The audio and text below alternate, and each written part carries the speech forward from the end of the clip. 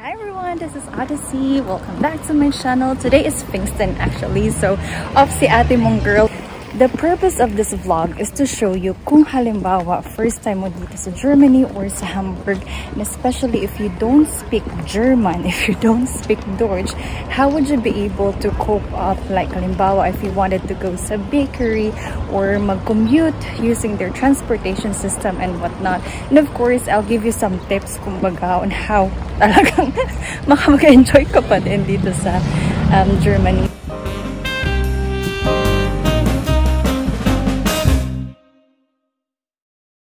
Welcome to Hamburg. After living here for 4 years, I have learned that they are famous for 3,000 stores of bread, their local beers, and of course, pommes and currywurst.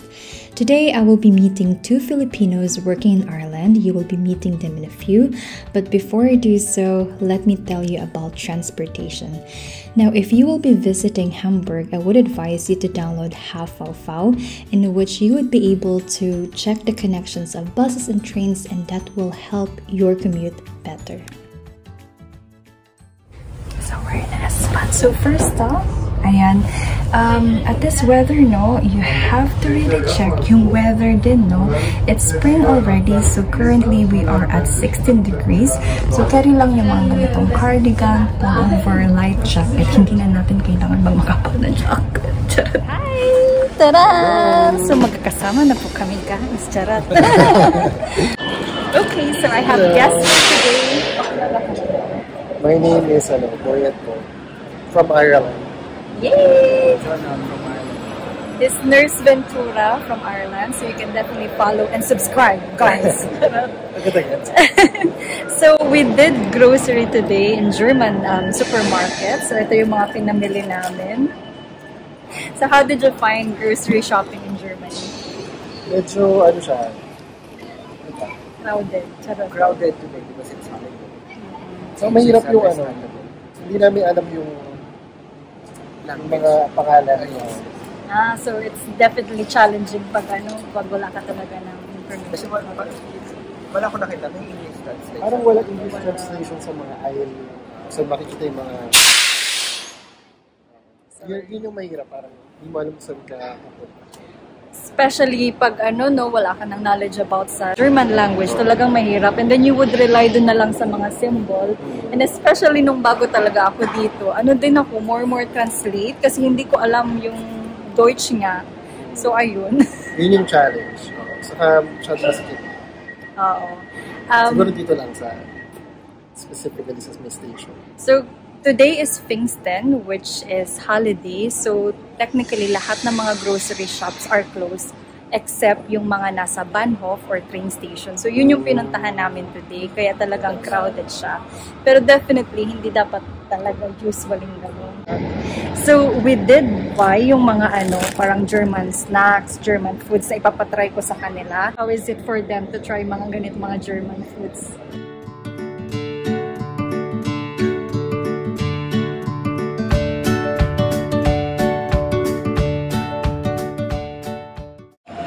So guys, papunta kami sa bakery today and tinuturuan ko sila kung how to order sa bakery, no? So, ayun. So, si Boyet yung papag-orderin natin. So, dry coffee. So, how would you say it? Dry coffee. Hola. Hindi, hola. Hello pala. Hello, dry coffee dito. Tapos ang sunod, parang kailangan mong i-prepare na yung mga tanong din nila. No, mag-prepare ka na talaga ng German para masagot mo of Deutsch. So, ang tanong sa'yo would be, welches Kaffee? Alin coffee? Kasi madaming types ng coffee, diba? So, sa akin, I would like latte macchiato. Ano sa'yo? Chocolate shake. Di kakao sa'yo. Kakao. So, sa akin latte. So, 2 Kaffee und 1 Kakao. Zwei. Zwei. Zwei. Zwei Kaffee. Und 1 Kakao. Und 1 Kakao. So, sa akin, ich möchte latte macchiato. Tapos sa'yo? Caramel latte. Caramel latte. Tatanungin ka ulit. Milk with a crayfish. Milk would be mild. Crayfish would be strong. So, alam mo ang sagot mo. Piniprepare na natin. Dami pala tanong. Milk sa akin. Ano sa'yo? Sa chocolate ba may ganun? Guys, nahihirapan na sila. Milk din. Milk din. Ayan, okay. So, tapos, wala ako sa Vai cafe. Unay. Ayan, kakao. Unay. Okay. Tapos, ang last na tanong before ka maupo, no? Zum hier essen oder mitnehmen? Meaning, dito ka ba kakain or i-take out mo? So, anong sasagot natin? Ano ulit yun? Zum hier essen oder mitnehmen? Essen. Zum hier essen. Zum hier essen. Zum hier essen. Full phrase. Zum hier essen. Zum hier essen. Ayun. Ang hirap naman ito. Tingnan natin yung real life scenario mamaya. Macchiato. And, Zwei. ein? Which size? Mitte? Yeah. And, what's the other one?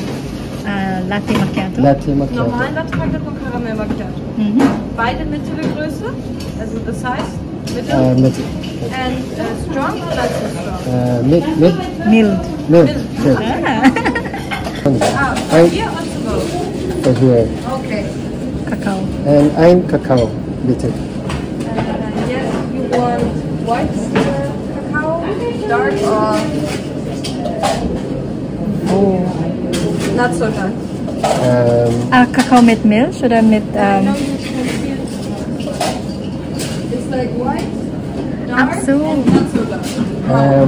Brown. Middle too? Mittel too. Und dazu diese Käsestange Ja.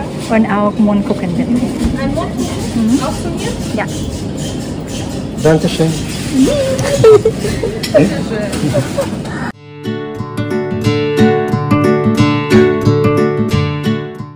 So, successful yung pag-order namin, guys. So, we have Mohnkuchen and then Käsestange.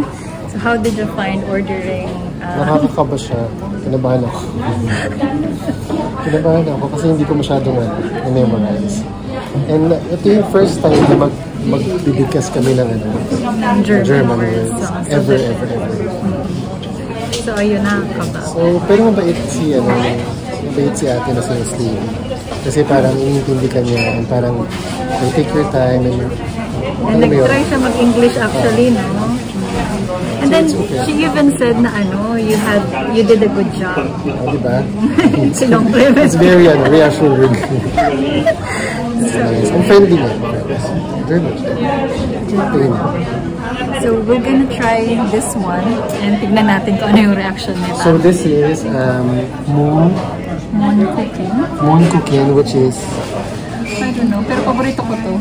Mohnkuchen, and then this one is Cheese. Mahilig sila sa cheese. Stange. parang cheese bread. Oo, ganun. Exciting. What do you have? Cacao. Normal yung kakao. Ano to brown cacao pa daw yun. Meron pa palang different types of Nahirapan kanina kasi tinanong pa siya kung anong type ng kakao. White chocolate ba, dark chocolate ba, or brown chocolate ba? Not so dark. Ayun. First time in German bakery.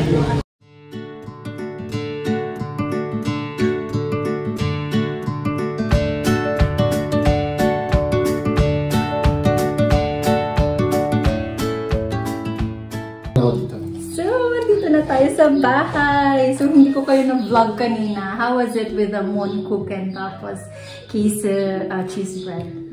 Very nice. I love the taste of the Mohnkuchen. Actually, Mohnkuchen kasi siya sweet, pang dessert. Yung isa parang pang snack, savory, yung cheese breakfast. Pang breakfast.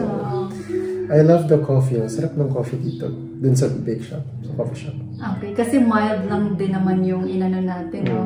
Maybe tomorrow you can try yung strong talaga so you can see the difference. Yun ang wala sa Ireland. Wala kang choice na pwede mo sabihin na siguro yung strong.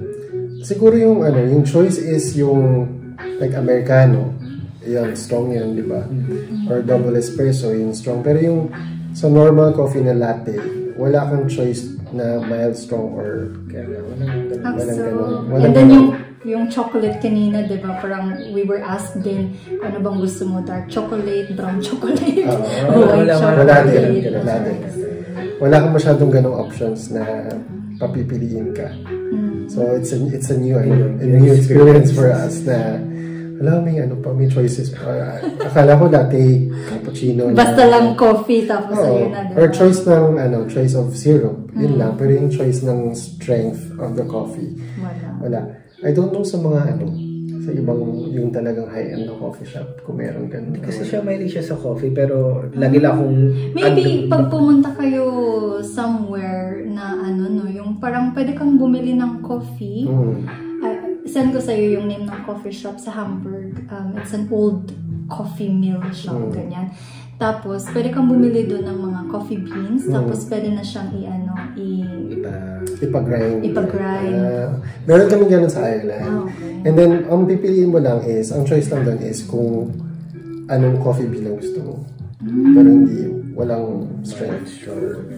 Ay, sobrang dami dito. Kasi sobrang mahilig talaga din sila sa coffee ganyan. Tapos meron pa yung parang, ayun nga, yung hindi masyadong acidic na coffee, etc.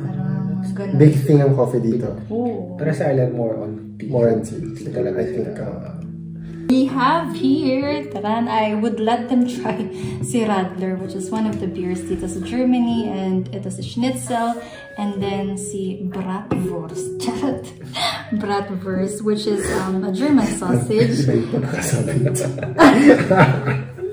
So, ayun, itatry natin and see kung ano yung reaction nila with this kind. So, ayun lang guys, done na sila for Germany. Actually, hindi pa. So, pupunta sila sa Berlin and then sa Lüneburg as well. So, kindly follow Nurse Ventura para sa adventures niya, his sharing sa Ireland, and of course, being a nurse. So, ayun lang. Thank you so much guys. Thank you to Nurse Odyssey for accommodating us. Maraming salamat po para sa oportunidad na binigay ng ating kababayan mula dito sa Hamburg, Germany. So, maraming salamat. PS, nagustuhan naman nila si Schnitzel and si Wurst or yung sausage. Saktuhan lang. At saka yung beer na lemony. Ano yung pangalan nun? Radler. Alcohol free. Ayun. Ciao! Hey! Ciao! Thank you so much.